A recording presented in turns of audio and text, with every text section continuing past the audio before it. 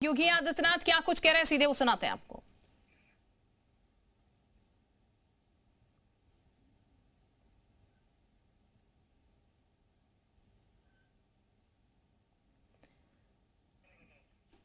तो ये तस्वीरें इस वक्त आप देख सकते हैं, सीएम योगी आदित्यनाथ यहां पर सम्मानित तो फिलहाल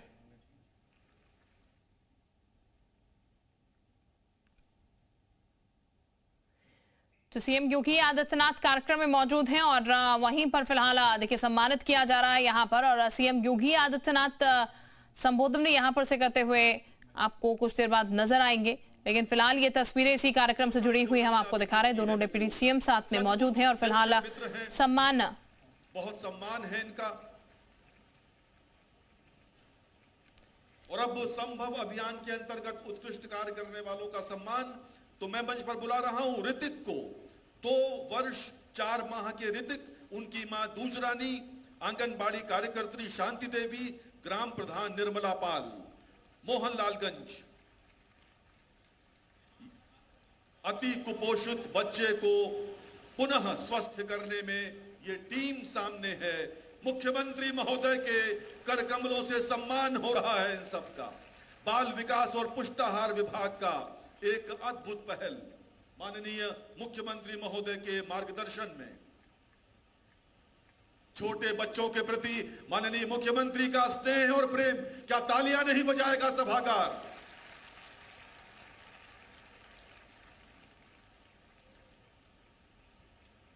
आठ माह की दिशा। तो फिलहाल ये आपको बता दें, उठाए गए कदमों को अगर हम देखते हैं तो बेटी बचाओ बेटी पढ़ाओ का कार्यक्रम हो, मातृवंदना का अभियान हो, या फिर देश की सर्वोच्च पंचायत, संसद और विधानसभाओं में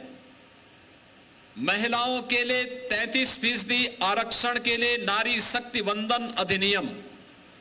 ये सभी महिला सशक्तिकरण और मातृशक्ति के सम्मान से जुड़े हुए वह अभियान हैं जिसे नया भारत पूरे मनोयोग से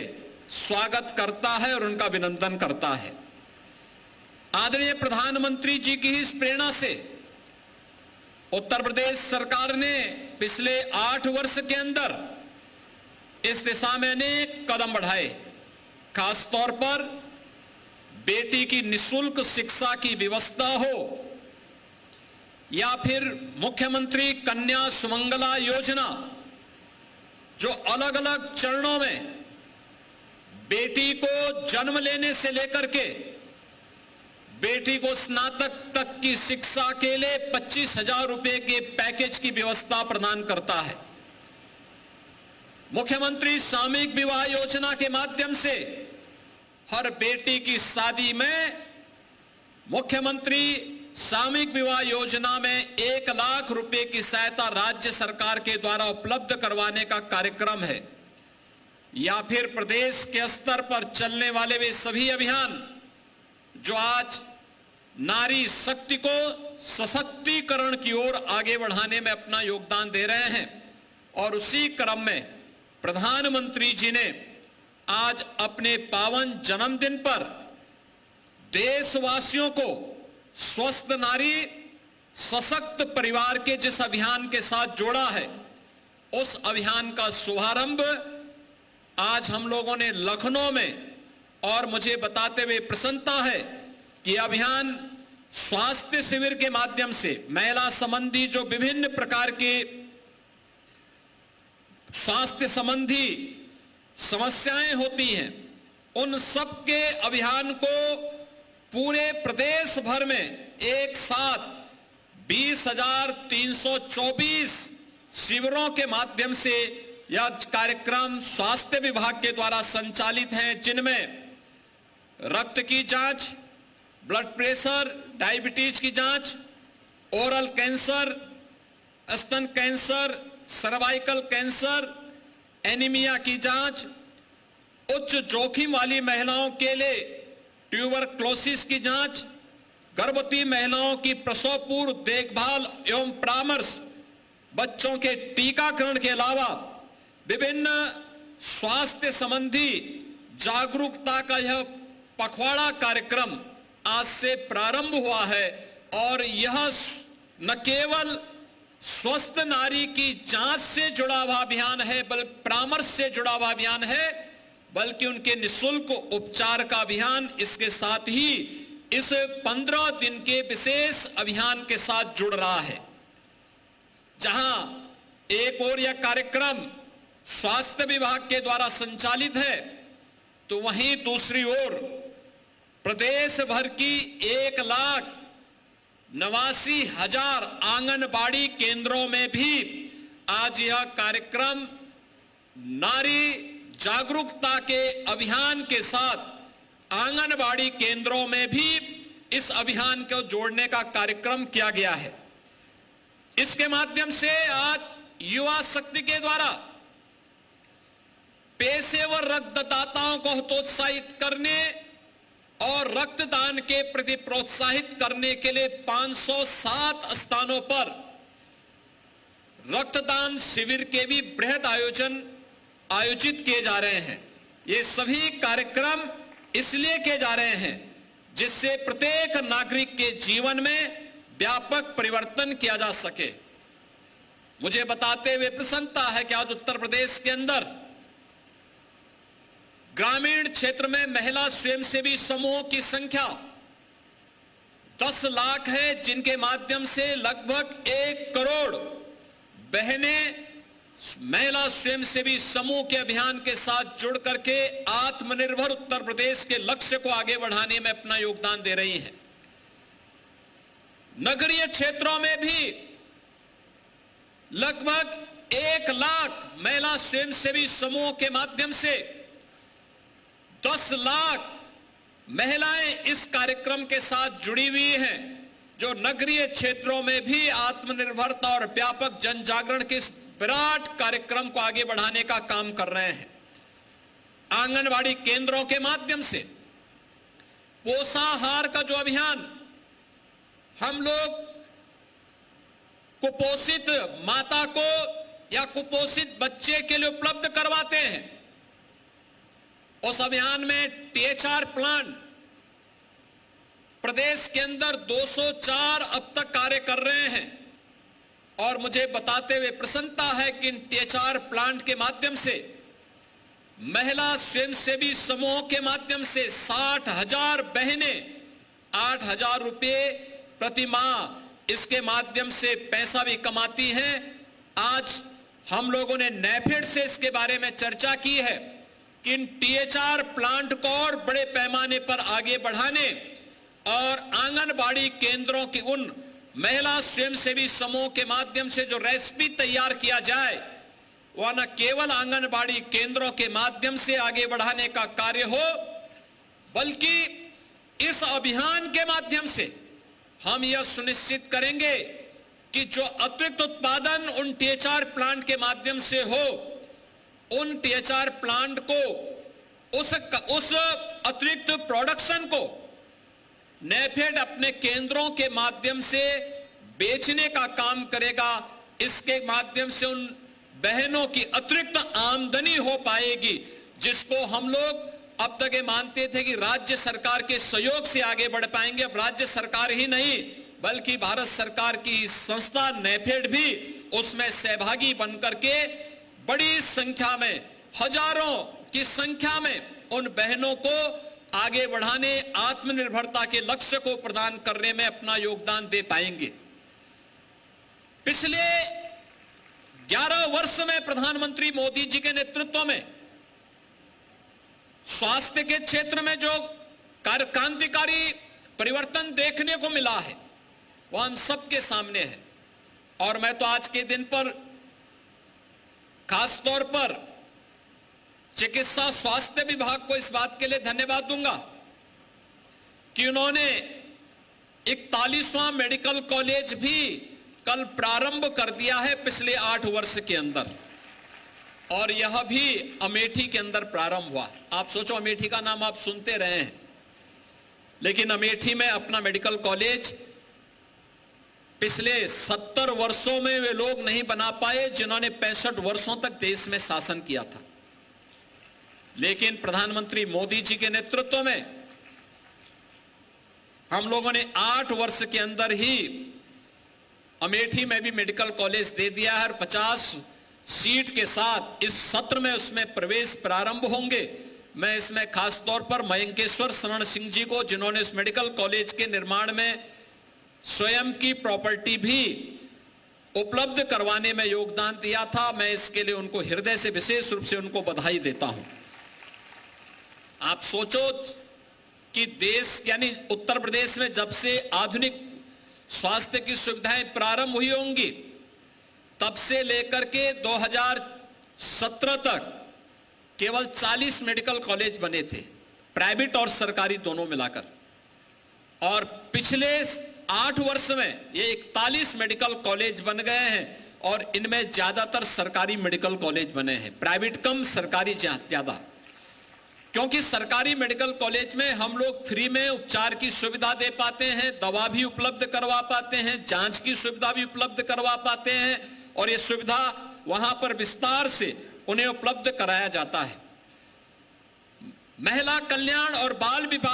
विकास विभाग के माध्यम से भी जो कार्यक्रम चलाए गए हैं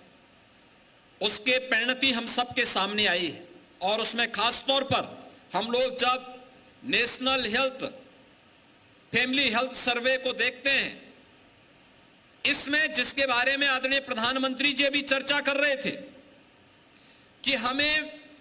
मातृ मृत्यु दर और शिशु मृत्यु दर को न्यूनतम स्तर पर लेके जाना है। थोड़ा प्रयास हुआ,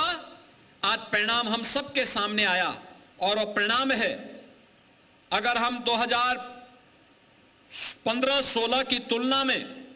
2019 से 21 के आंकड़े अभी तक हैं, उससे आगे के आंकड़े और भी अच्छे आए हैं, जिसमें अगर हम लोग देखेंगे कि एनीमिया के स्तर में 5.1% का सुधार हुआ है, स्टंटिंग में 6.6% का सुधार हुआ है,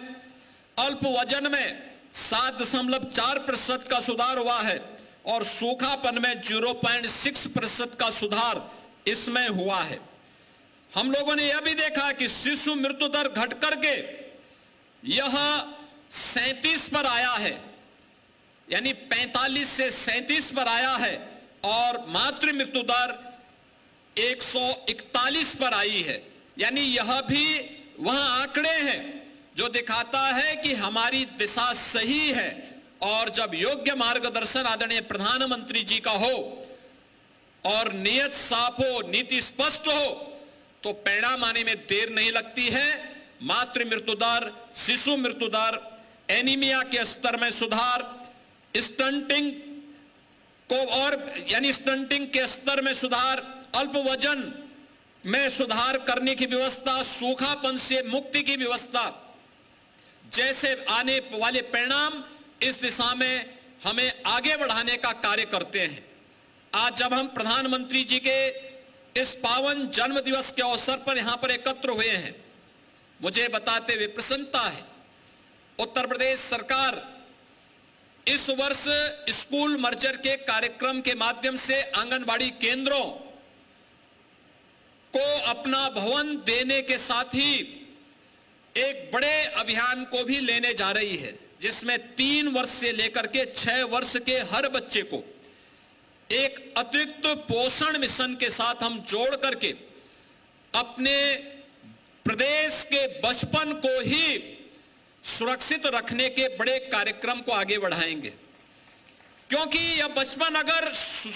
बचपन उसका सुरक्षित हो गया तो उसका जीवन अपने आप ही सुरक्षित हो जाएगा, अपने आप ही सुरक्षित हो जाएगा। यह हमारा सौभाग्य है कि यह सीजन प्रदेश के 28 से 30 जनपदों के लिए आज से 8 वर्ष पहले भय और दहशत का हुआ करता था। भय और दहशत का माहौल किस कदर होता था,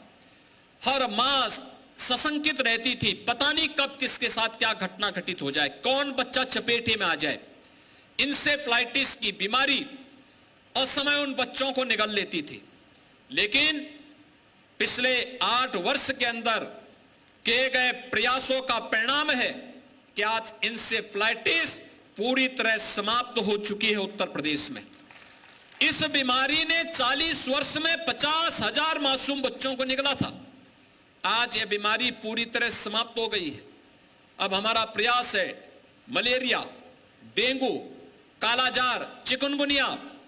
जैसी बीमारियों को भी पूरी तरह नियंत्रित करें। ट्यूबरक्लोसिस को पूरी तरह हम समाप्त करने की दिशा में आगे बढ़ें। और मुझे प्रसन्नता है कि निक्षय मित्र बन रहे हैं। अभी मंच पर आपने देखा होगा कि रक्तदाता स्वतःस्फूर्त भाव के साथ लोगों ने जो रक्तदान के लिए आगे आए, उन लोगों को हम लोगों ने यहां पर इस मंच के माध्यम से सम्मानित भी किया। आपने देखा होगा सर्वाधिक बार रक्तदान करने वाले जो सज्जन आए थे मंच पर, आपने देखा होगा उन्होंने अब तक 224 बार रक्तदान किया है। और कितनी हेल्थी बॉडी थी उनकी। ये बोलना कि रक्तदान करने में दिक्कत होगी, कोई भी स्वस्थ मनुष्य जो 17 वर्ष से लेकर 50 वर्ष के बीच का है, हर तीसरे महीने अपना रक्तदान कर सकता है, 1 यूनिट ब्लड डोनेट कर सकता है। और वह देखो 224 बार उन्होंने किया है। कितने वर्ष उनको लगे होंगे और बॉडी उनकी पूरी तरह स्वस्थ है। मैंने देखा कि बहनें भी यहां पर रक्तदान करने में पीछे नहीं हैं, उन्हें भी हमने मंच पे यहां पर सम्मान किया है। इसके साथ ही निक्षय मित्र यानी ट्यूबरक्लोसिस जैसी बीमारी को पूरी तरह समाप्त करना है, इसके लिए भी जो अभियान चल रहा है, तमाम लोगों ने पोषण पोटली दे दे करके, इसमें व्यक्तिगत रूप से भी और तमाम अन्य संगठन भी सामने आए हैं। HCL फाउंडेशन भी सामने आया है। व्यक्तिगत रूप से भी लोगों ने पहल करके पोषण पोटली को उन जरूरतमंदों तक पहुंचाने का काम किया है, जो ट्यूबरक्लोसिस को मुक्त करके अपने गांव को, अपने जनपद को, अपने प्रदेश को और अपने देश को पूरी तरह टीबी मुक्त करने के इस अभियान का हिस्सा बन रहे हैं। मैं इन सब का इस अवसर पर हृदय से अभिनंदन करता हूं और विश्वास करता हूं कि प्रधानमंत्री जी ने जो टारगेट हम सबको प्रदान किया है इस दिशा में आगे बढ़ने के लिए, उसमें उन आंगनबाड़ी कार्यकर्तियों को, अभिभावकों को और ग्राम प्रधानों को जिन्होंने संभव अभियान के माध्यम से इस अभियान को तेजी के साथ आगे बढ़ाया है, उनका सम्मान हुआ है। अन्य कार्यक्रमों में भी यहां पर अन्य कार्यक्रम भी यहां पर सभी कुशलतापूर्वक आगे बढ़े हैं। मुझे पूरा विश्वास है कि अगले 15 दिनों के अंदर ये सभी कार्यक्रम कुशलतापूर्वक आगे चल करके हम लोग विजयादशमी के अवसर पर इस विजयोत्सव के साथ जुड़ेंगे कि उत्तर प्रदेश देश के अंदर अग्रणी पंक्ति में इस अभियान का हिस्सेदार बनेगा। इस विश्वास के साथ मैं इस अवसर पर विशेष रूप से महिला कल्याण और बाल विकास विभाग से कहूंगा कि वह इन आंगनबाड़ी बहनों को समय पे स्मार्टफोन दे दें, जिससे हम इनके मानदेय को बढ़ाने का काम कर सके। क्योंकि मैं चाहता हूं कि इनके द्वारा जो कार्य किया जाता है उस कार्यक्रम को सम्मान देने का सबसे अच्छा माध्यम होगा हम उन्हें स्मार्टफोन दें, उनकी ट्रेनिंग दें और उनके माध्यम से इंसेंटिव को उनको बढ़ा करके समय से वह भुगतान उनको होता रहे और मानदेय उनका बढ़ सके, जिससे सम्मानजनक ढंग से वे अपनी सेवाओं को इस पूरे अभियान के साथ जोड़ने में योगदान दे सकें। इस विश्वास के साथ मैं एक बार फिर से इस पूरे अभियान के लिए, स्वस्थ नारी सशक्त परिवार के इस कार्यक्रम के लिए आप सभी को, पूरे प्रदेशवासियों को हृदय से बधाई देता हूं, अभिनंदन करता हूं। आदरणीय प्रधानमंत्री जी के स्वस्थ और दीर्घजीवी होने की कामना करते हुए प्रभु श्री राम से ही प्रार्थना करता हूं कि लंबे समय तक पूरे देश को उनका नेतृत्व और यशस्वी मार्गदर्शन प्राप्त होता रहे। आप सबके प्रति मेरी मंगलमय शुभकामनाएं हैं। धन्यवाद। जय हिंद।